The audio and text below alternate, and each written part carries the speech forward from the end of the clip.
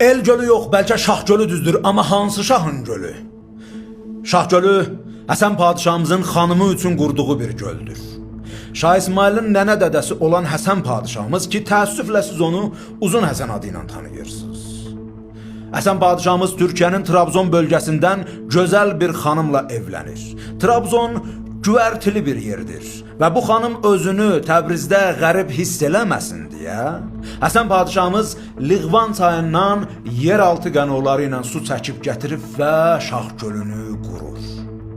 Və xeyri də bu olur ki, oradan ətrafda olan evlərə və zəmilərə su verilir. Elə indi də Şah gölünün suyu oradan gəlir.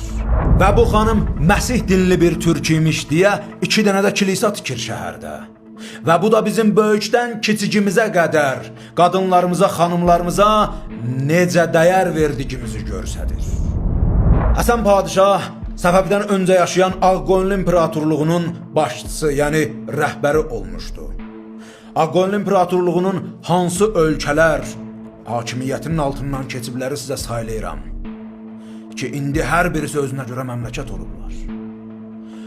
O taylı bu taylı Azərbaycan ortağı olaraq İranın böyük kəsimləri, Türkiyə Diyarbəkirə qədər, lap belə Diyarbəkir öncə başkəndi, yəni paytaxt olmuşdu, sonradan köçürmüşdü Təbrizə.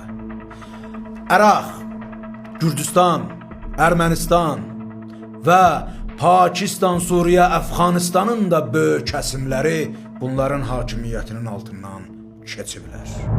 Dostlar, bizi tarix boyu təkcə öz əlimizlə vura biliblər. Təhqir üçün Həsən padişahımıza Uzun Həsən, Əmir Teymurumuza Teymuri Ləng dedirdiblər. Amma bir İngilisin tulasına ki, qorxusundan cah məmləkəti pay verib, cah məmləkətdən qoyub qaçıba bu yekəlikdə şah deyirlər. Həsən padişahımızın da qəbri Təbrizdə Daray xiyabanında Sahibul Əmr məscidindədir. Sağ qalın.